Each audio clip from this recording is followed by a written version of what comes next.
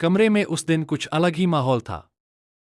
बाहर की हल्की रोशनी अंदर फैल रही थी, लेकिन तीनों के बीच एक अजीब सी गंभीरता छाई हुई थी। अचानक बड़े भाई ने ठंडी और सीधी आवाज में कहा कि अब से कोई भी शब्द नहीं बोलेगा। यह साइलेंट चैलेंज था। जो पहले आवाज निकालेगा, वही हारेगा। उसकी आवाज में इतना आत्मविश्वास था कि बाकी दोनों अपने आप सतर्क हो गए। छोटा भाई और बहन पास पास बैठ गए, चेहरे गंभीर, लेकिन अंदर हंसी दबाना मुश्किल हो रहा था। छोटे भाई ने खुद को पूरी तरह सीधा कर लिया, जैसे किसी परीक्षा में बैठा हो। बहन ने आंखें छोटी कर लीं, जैसे खुद को समझा रही हो, अब बिल्कुल नहीं हंसना है।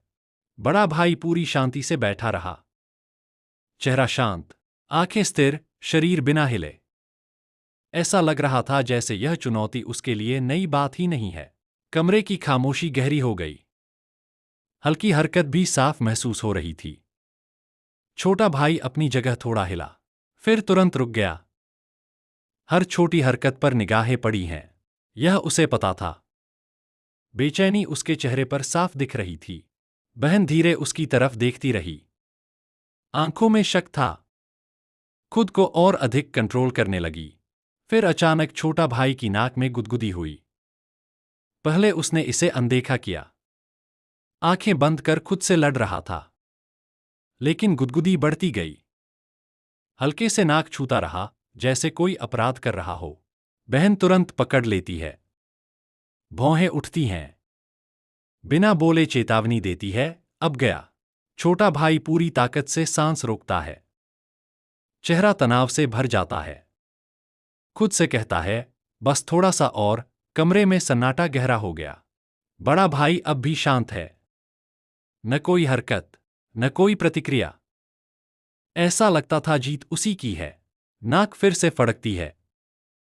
सब ठहर गए। फिर एक तेज छींक, आवाज के साथ माहौल बदल गया। बहन रोक नहीं पाती और जोर से हंस पड़ती है। छोटा भाई घबराकर चारों तरफ देखता है, समझ ही नहीं पा रहा कि यह कैसे हुआ। चेहरा शर्म और हैरानी से भर गया। बड़ा भाई धीरे मुड़ता, चेहरे पर संतुष्ट मुस्कान। गर्व भरी आवाज में कहता है, एक बार फिर मैं जीत गया। छोटा भाई मुंह फुला लेता है, जैसे किस्मत ने धोखा दिया। बहन हंसते हंसते कहती है, तेरी नाक ही तेरी सबसे बड़ी दुश्मन बन गई। अगले ही पल तीनों जोर जोर से हंसते हैं। हंसी कमरे में फैल जाती है। साइलेंट चैलेंज पूरी तरह टूट चुका था। अंत में बड़ा